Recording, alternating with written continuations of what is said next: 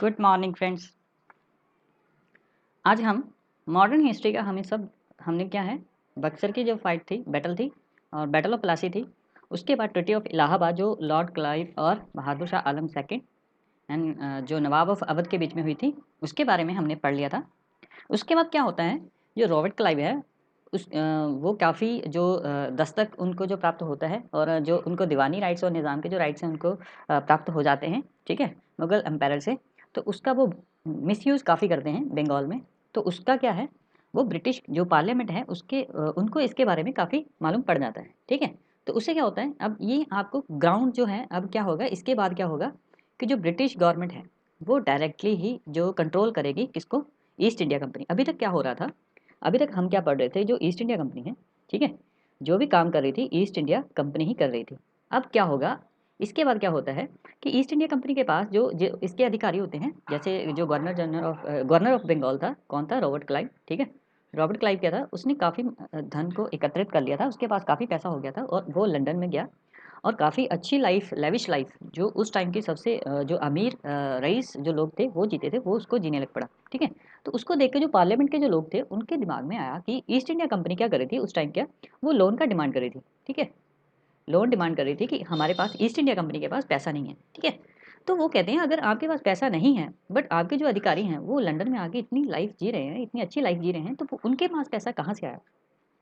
तो इससे क्या होता है, ये एक बैकग्राउंड बनती है कि वो क्या, ब्रिटिश पार्लियामेंट अब क्या चाहता है, अब चाहता है कि जी रेगुलेट करें हम इनको। और उनके जो ब्रिटिश गवर्नमेंट है उसका काफ़ी नाम बदनाम हो रहा था, क्योंकि जो इनके अधिकारी थे ईस्ट इंडिया कंपनी के, वो इंडिया पे काफ़ी अत्याचार कर रहे थे, ठीक है। और जो उनका काम था, जो उनकी वॉर्स थी, उन्होंने काफ़ी मतलब ये इंडिया में काफ़ी जो उलट फेर किया था, जैसे जो इलाहाबाद की ट्रिटी होती है, ठीक है। और काफ़ी ऐसे काम जो किए, तो उससे क्या होता है, जो उनको क्या है, जो 70 इलाहाबाद की जो ट्रिटी होती है उसके बाद क्या है, इनके पास काफ़ी धन आ जाता है, लेकिन फिर भी ईस्ट इंडिया कंपनी ये पार्लियामेंट से डिमांड करती है कि हमें लोन चाहिए।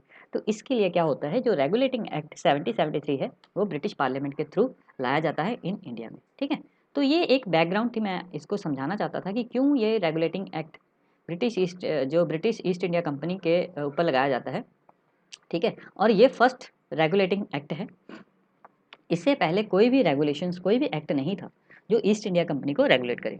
ये फर्स्ट एक्ट था, ठीक है। तो आपको ये याद होना चाहिए, इसका जो एयर है वो काफ़ी इंपॉर्टेंट है, तो आपको याद होना चाहिए जो 1773 है वो फर्स्ट रेगुलेटिंग एक्ट था, ठीक है। और ये ब्रिटिश गवर्नमेंट का, अभी तक क्या था, जो कंपनी थी ईस्ट इंडिया कंपनी का ही रूल इंडिया में चल रहा था, ठीक है। ईस्ट इंडिया कंपनी ही रूल कर रही थी, बट अब डायरेक्टली क्या करेगी, इंटरफेरेंस करेगी, कौन करेगी, ब्रिटिश पार्लियामेंट, ठीक है, ब्रिटिश पार्लियामेंट। तो आपको ये ध्यान में रखना है कि ब्रिटिश पार्लियामेंट इनडायरेक्ट वे में अब कंट्रोल करने लगेगी इंडिया को, ठीक है। डायरेक्टली 1858 के बाद करेगी, बट अभी इनडायरेक्ट वे से ईस्ट इंडिया कंपनी के थ्रू, मतलब ईस्ट इंडिया कंपनी मीडियोकर है, ठीक है। इसके काम किस जो है, इसके रेगुलेट करेगी, कौन करेगा, जो ब्रिटिश पार्लियामेंट है, बट काम कौन करेगा, एग्जीक्यूट करेगा ईस्ट इंडिया कंपनी, ठीक है। और कौन किसको करेगा, इंडिया को, ठीक है। तो इनडायरेक्ट वे से रेगुलेट कर रहा है इंडिया को, कौन, जो ब्रिटिश जो गवर्नमेंट है, ठीक है। तो ये आपको मैं समझाना चाहता। तो अब थोड़े से इसके जो इंपॉर्टेंस है उसको पढ़ लेते हैं कि क्यों इंपॉर्टेंट था ये रेगुलेटिंग एक्ट, ठीक है। उसके बारे में फिर धीरे धीरे क्या करेंगे हम, जो भी इसके रिलेटेड जो होगा, क्वेरीज होंगी, आप उसको कमेंट में डालेंगे, ठीक है। उसके बाद ही हम जो नेक्स्ट चैप्टर है उसको करेंगे, ठीक है।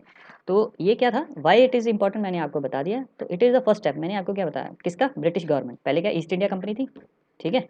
अब क्या है, ब्रिटिश गवर्नमेंट इनडायरेक्ट वे से इंडिया पे कंट्रोल करेगी through the east India Company, ठीक है।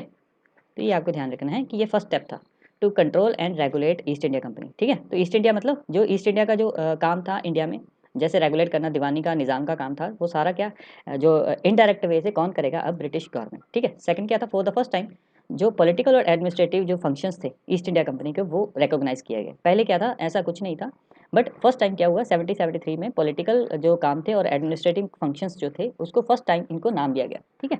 उसके बाद let the foundation the central control, ठीक है, सेंट्रल एडमिनिस्ट्रेशन था, उसका जो फाउंडेशन है वो ये एक्ट के थ्रू ही बनता है, ठीक है। तो आपको ये भी क्वेश्चन आ सकता है कि जो सेंट्रल एडमिनिस्ट्रेशन की स्टार्टिंग कहाँ से होती है, तो आपको ये याद रखना है, रेगुलेटिंग एक्ट 1773। नेक्स्ट हम इसके जो फीचर्स हैं उसके बारे में देख लेते हैं। जो रेगुलेटिंग एक्ट था उसके जो फीचर्स थे, सबसे पहला जो फर्स्ट फीचर था कि जो गवर्नर ऑफ बंगाल कौन था, रॉबर्ट क्लाइव, उसकी जगह कौन आ गया था, जो बैरन हेस्टिंग। ठीक है, तो बैरन हेस्टिंग रॉबर्ट क्लाइव की जगह आ गए थे। ठीक है, तो गवर्नर ऑफ बंगाल को अब क्या बना दिया, dedicated governor general of Bengal. ठीक है, क्यों बनाया गया, क्योंकि जो सबॉर्डिनेट मद्रास और जो बॉम्बे थे वो इसके अंडर थे, तो ऑब्वियसली उनके भी गवर्नर होंगे। ठीक है, उनके भी गवर्नर थे, तो ऑब्वियसली अगर इसके अंडर हैं तो इसकी जो उपाधि है वो थोड़ी सी बड़ी होनी चाहिए, इसलिए गवर्नर जनरल ऑफ बंगाल। पहले पहला गवर्नर कौन था, गवर्नर ऑफ बंगाल कौन था, Robert Clive, but governor general of, अगर लास्ट गवर्नर ऑफ बंगाल कौन था तो वो कौन था, वैरन हेस्टिंग। ये आपको ध्यान में, एक वीडियो बनाऊंगा जिसपे ओनली यही बनाएंगे। ठीक है, कि गवर्नर जनरल फर्स्ट कौन था, गवर्नर जनरल ऑफ लास्ट कौन था। ठीक है, तो अब देखिए ना, गवर्नर ऑफ बंगाल लास्ट वही होगा जो first governor general of Bengal बनेगा। ठीक है, तो लास्ट गवर्नर ऑफ बंगाल कौन था, वैरन हेस्टिंग। वही क्या बनता है, उसकी जो प्रमोशन होती है तो वो गवर्नर जनरल ऑफ बंगाल बन जाता है। तो इसके साथ क्या होता है, अब ये अगर गवर्नर था तो गवर्नर जनरल अगर बनता है तो इसको क्या है, असिस्ट करने के लिए एक काउंसिल बनाई जाती है। ठीक है, तो अब देखिए रेगुलेटिंग एक्ट के थ्रू क्या है, एक एग्जीक्यूटिव काउंसिल भी एक बनाई जाती है। ठीक है, जिसमें क्या होते हैं, 4 मेंबर्स होते हैं एग्जीक्यूटिव काउंसिल की। क्या करती है, गवर्नर जनरल के जो भी काम है उनको हेल्प करेगी, और जो भी डिसीजन लिए जाएंगे वो मेजोरिटी पे, ये जो काउंसिल है ये क्या करेगी, कोई भी डिसीजन है वो क्या है, मेजोरिटी की जाएगी। देखिए 4 मेंबर्स हैं, अगर 3 एक तरफ वोट करते हैं और यस करते हैं और एक नो करता है तो क्या होता है, यस को ही तवज्जो दी जाएगी।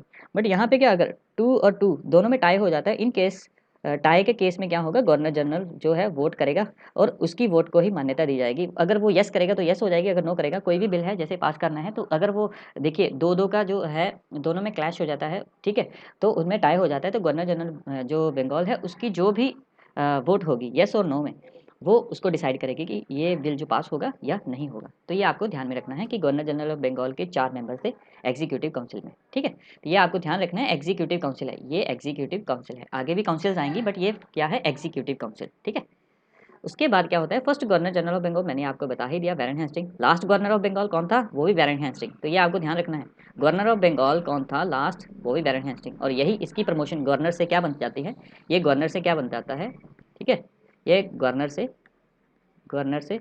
Governor general of Bengal. ठीक है, तो ये आपको ध्यान रखना है कि इसकी जो है प्रमोशन होते हैं। उसके बाद क्या होता है, it made the governor of Bombay and Madras presidency subordinate to DG. मैंने क्या बताया आपको, इसीलिए तो इसकी प्रमोशन होती है क्योंकि ये भी गवर्नर ऑफ बंगाल था। बट अब गवर्नर ऑफ जो बंगाल है उसको जो हेडक्वार्टर है उसको हेडक्वार्टर बनाया गया है, मतलब जो उनका जो बॉम्बे और मद्रास वो रिपोर्टिंग किसको करेंगे, गवर्नर जनरल ऑफ बंगाल को। ठीक है, तो ये क्या है, सबॉर्डिनेट हैं बॉम्बे और मद्रास किसके, गवर्नर जनरल ऑफ बंगाल। तो ऑब्वियसली इनके जो गवर्नर, इनके गवर्नर्स होंगे, और जो बंगाल का होगा उसका क्या नाम होगा, गवर्नर जनरल ऑफ, डेजिग्नेशन क्या होगी, गवर्नर जनरल ऑफ बंगाल।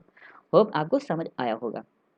उसके बाद इस it establish the supreme court. Yes, ये मोस्ट इंपॉर्टेंट, इसको स्टार लगा ले, मोस्ट इंपॉर्टेंट है। कलकत्ता में क्या किया गया, 1774 में क्या सुप्रीम कोर्ट का सुप्रीम कोर्ट को एस्टैब्लिश किया गया। ठीक है, एक चीफ जस्टिस होगा प्लस 3 मेंबर्स। ठीक है, और जो फर्स्ट जो चीफ जस्टिस था कौन था, एलिजा एम्पे। ये भी आपको रखना है याद, मैं यहाँ पे लिख रहा हूँ एलिजे। ठीक है, इम्पे, इम्पे, तो ये उनका नाम था जो फर्स्ट चीफ जस्टिस ऑफ जो सुप्रीम कोर्ट था इन एट कलकत्ता। तो ये भी आपको, और कब एस्टेब्लिश हुआ, 1774। तो ये आपको सब ध्यान रखना है। Next, it prohibited, most important मेरे, मैं अगर ये मानता हूँ कि सबसे बढ़िया जो काम हुआ था इस रेगुलेटिंग एक्ट में, क्या हुआ था, prohibited the servant of a company from engaging the private trade as well as excepting any present and bribe. ठीक है, कोई भी रिश्वतखोरी अब नहीं की जाएगी, जो कि क्या हो रहा था, दस्तक का मिसयूज़ किया जा रहा था, टैक्सेस का मिसयूज़ किया जा रहा था। ठीक है, तो उसको अब क्या है, रेगुलेटिंग एक्ट के थ्रू क्या किया गया, उसको रेगुलेट किया गया, और जो भी अगर जो ईस्ट इंडिया कंपनी का कोई एम्प्लॉय है, अगर वो प्राइवेट ट्रेड या फिर जो accepting any present from the native या ब्राइब लेता हुआ पकड़ा जाता है तो उस पर भी क्या होगा, उस पर भी सुप्रीम कोर्ट के आगे सुनवाई होगी। ठीक है, उसका जो केस चलेगा। ठीक है, तो ये एक स्टिक जो है, ये काफ़ी स्टिक कदम था जो कि रेगुलेटिंग एक्ट के थ्रू लाया गया था। ठीक है, उसके बाद court of director COD in England to report. ठीक है, जो सीओडी थे मैंने आपको बताया था। ठीक है, जो ईस्ट इंडिया कंपनी के जो गवर्नर जनरल था, देखिए गवर्नर जनरल प्लस उसकी जो काउंसिल, ठीक है, वो कहाँ पे थी, इंडिया में। ठीक है, बट सीओडी जो court of director, court COD क्या थे, कोर्ट ऑफ डायरेक्टर कहाँ पे थे, इंग्लैंड में। ठीक है, ये आपको ध्यान में रखना है, ये भी सीधे सीधे कि जो गवर्नर जनरल ऑफ बंगाल और उसकी काउंसिल जो थी वो इंडिया में थी, और सीओडी कहाँ पे थे, जो इंग्लैंड में थे। ठीक है, तो आपको ये ध्यान रखना है। और ये क्या करते थे, सीओडी का क्या काम था, to report on its revenue, किसके, ईस्ट इंडिया कंपनी का जो भी रेवेन्यू है, उसके सिविल जो काम है या मिलिट्री अफेयर्स हैं जो इंडिया में हैं, उसको देखना और उसको कंट्रोल करना। ठीक है, इससे क्या हुआ, ब्रिटिश गवर्नमेंट का शिकंजा ईस्ट इंडिया कंपनी पे काफ़ी अच्छी तरह से पड़ गया था। ठीक है, क्योंकि अब देखिए ना, जितने भी उसके काम है, रेवेन्यू का काम है, सिविल का काम है या फिर मिलिट्री का काम है, सारा किसके कंट्रोल में है, जो सीओडी। और सीओडी कौन है, इंग्लैंड के जो अधिकारी हैं। ठीक है, तो ये आपको ध्यान रखना है कि अभी डायरेक्टली क्या था, इनडायरेक्ट वे से क्या है कि जो ईस्ट इंडिया कंपनी है उसको कंट्रोल कौन कर रहा है, ब्रिटिश पार्लियामेंट। ठीक है, तो अब यहाँ पे मैं एक और बताना चाहता हूँ कि जो गवर्नर जनरल ऑफ बंगाल था, ठीक है, उसकी जो टर्म थी वो 5 ईयर थी। ठीक है, और जो सीओडी के मेंबर थे, ठीक है, कोर्ट ऑफ डायरेक्टर जो मेंबर थे, उनकी जो थी, उनकी जो टर्म थी वो कितनी थी, ठीक है, वो आपको मैं बताना चाहता हूँ। उनकी जो टर्म थी वो थी 1 to 5 ईयर। ठीक है, और इनकी जो रोटेशन है वो एवरी ईयर 1/4, जो एवरी ईयर रिटायर होंगे। ठीक है, तो ये भी आपको लिखा है, वन एवरी ईयर क्या होगा, ये रिटायर होंगे। ठीक है, इनमें से जो भी मेंबर होंगे, इनकी क्या सीओडी की क्या थी, 1 से 4 साल की जो इनकी टर्म थी। ठीक है, बट क्या होता था, 1/4 जो भी है, ठीक है, जैसे हमारा जो अभी राज्यसभा में है वो भी ऐसे ही होता है। ठीक है, कि 2/3 जितने भी होते हैं वो एवरी सेकंड ईयर क्या रिटायर्ड होते हैं, तो वही जो टर्म है ये यहाँ पे यूज़ की गई थी। ठीक है, तो ये क्या था, ये रेगुलेटिंग एक्ट के जितने भी फीचर्स थे, जिससे क्या हुआ कि रेगुलेट करना ईजी हो गया फॉर द ब्रिटिश गवर्नमेंट। जो भी काम थे ईस्ट इंडिया कंपनी के, वो जो इंडिया में करती थी, ठीक है, उनको रेगुलेट करना इजी हो गया। तो ये जो था, हमने रेगुलेटिंग एक्ट पढ़ा। ठीक है, इसके बाद हम इसका जो अमेंडिंग एक्ट और पेट्स एक्ट है उसको हम नेक्स्ट वीडियो में देखेंगे। होप आपको ये समझ आया होगा। Thank you.